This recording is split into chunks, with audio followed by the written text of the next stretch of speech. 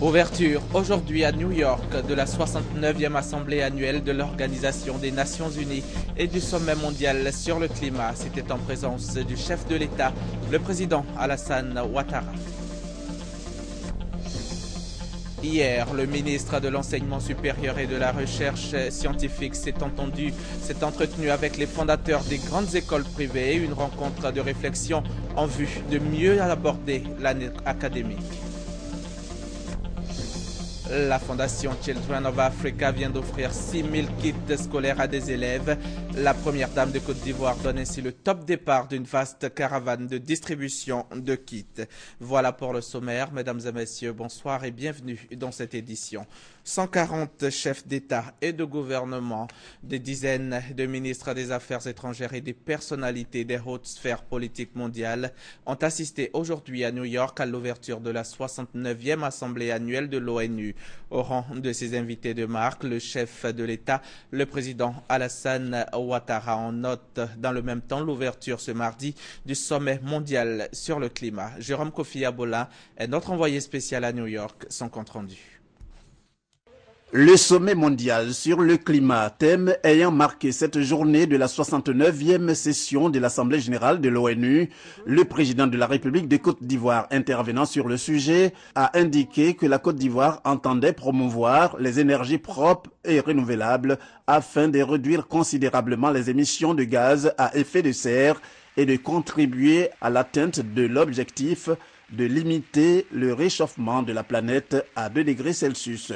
Pour le président de la République, le but est de rééquilibrer le mix énergétique national dominé à 75,5% par les énergies fossiles, en augmentant notamment la production des énergies propres et renouvelables. Un autre temps fort de cette journée, la réunion présidentielle sur l'initiative Sud-Sud pour l'énergie, une réunion organisée par le président ghanéen John Dramani Mahama.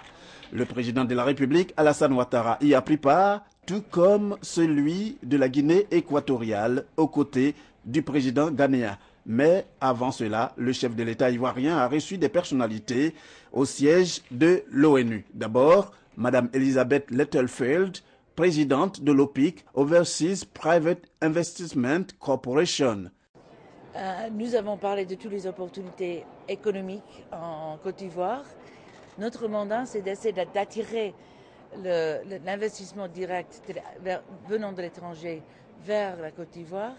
Et nous avons parlé de plusieurs secteurs qui sont propices et qui sont intéressants et qui peuvent éventuellement attirer des investissements américains, tels que le tourisme, la télécommunication, l'infrastructure, etc.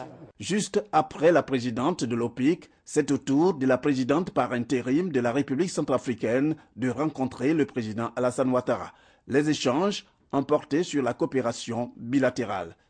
J'ai voulu qu'il y ait ce premier contact pour pouvoir par la suite bénéficier de l'expérience ivoirienne en matière de résolution de la crise, mais surtout renforcer une coopération longue entre la République centrafricaine et la Côte d'Ivoire. Je pense qu'à partir de ce contact, où en tant que petite sœur, j'ai fait le premier pas vers mon grand frère, nous allons dorénavant améliorer nos relations. Pour Catherine Samba Penza, cette rencontre avec le président Alassane Ouattara était une occasion à ne pas rater. La présidente par intérim de la République centrafricaine estimant qu'elle était nécessaire pour le renforcement de la coopération entre les deux pays. Et puis, sachez que la Côte d'Ivoire vient d'être honorée à New York par son admission au comité directeur de la Coalition pour le climat et l'air pur. Cette coalition est un mouvement mondial qui a pour objectif de réduire de façon significative les émissions de carbone noir, de méthane et d'autres substances chimiques nommées polluants de courte durée de vie ayant un effet sur le climat. Le chef de l'État a échangé avec Christophe Fomunio du NDI et a reçu une distinction de la Fondation Africa America Institute. Le président de la République a aussi pris part en compagnie de la première dame Dominique Ouattara au gala de la Fondation Africa America Institute où il a reçu un prix d'excellence pour l'ensemble de ses œuvres tant au plan académique, professionnel que politique. Intervenant à cette occasion, le président Alassane Ouattara a dit son émotion et a exprimé sa reconnaissance pour cette prestigieuse distinction. Il a promis être un ambassadeur de l'AAI dont il a bénéficié d'une bourse à son arrivée aux États-Unis en 1962.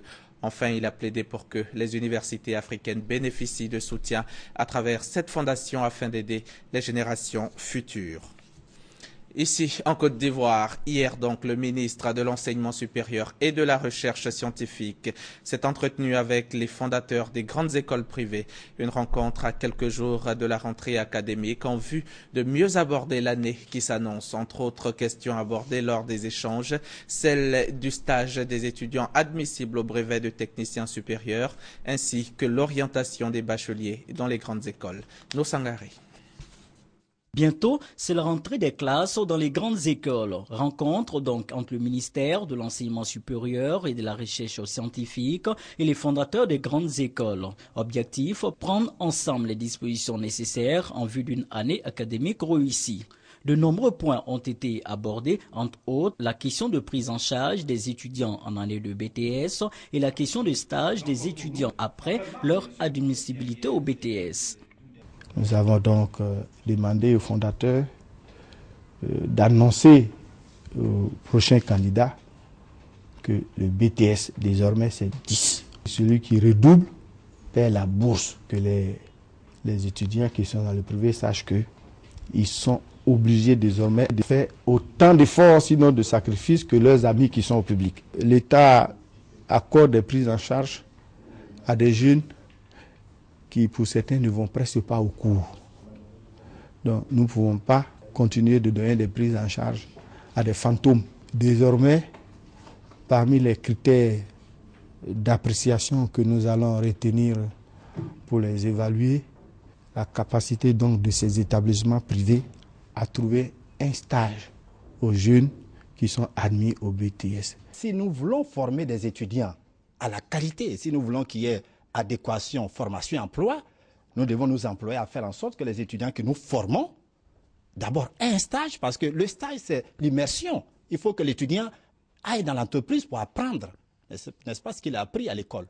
Niamien Kona ajoute également que sur les 67 000 nouveaux bacheliers, 35 000 seront orientés dans les universités publiques et les 42 000 autres dans les grandes écoles.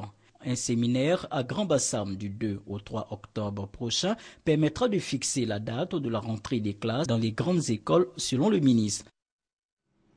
Le reportage de Nosangari a été commenté pour vous par Serge Gongoma. Children of Africa, la fondation de la première dame ivoirienne Dominique Ouattara, a offert ce matin 6 000 kits scolaires à des élèves. C'est le top départ d'une caravane de distribution lancée aujourd'hui au siège de la fondation. Le témoignage de Viviane Haïm. 6 000 kits scolaires composés pour chaque kit d'un uniforme, d'un cartable et de fournitures scolaires. Cette année encore, comme à chaque rentrée scolaire depuis une dizaine d'années,